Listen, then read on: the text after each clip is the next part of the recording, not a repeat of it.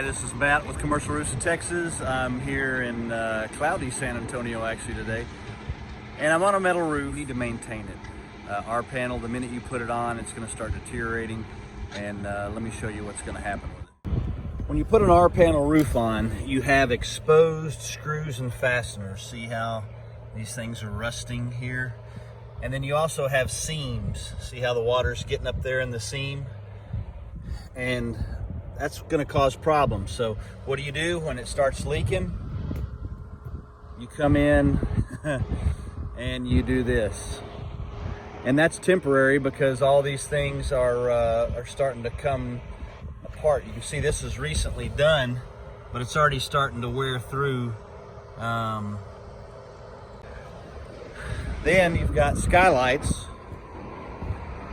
And with LED lighting now, there's no need to do skylights because these are just going to wear out. This one's already completely done with its lifespan here. Needs to be replaced with metal and then just put LED lighting on the inside. Now we can come in and we can rehab this completely with either a PVC membrane and roof over, but really what they need is just silicone. We could come in and do a silicone and it would take care of all these problems you see here on this roof.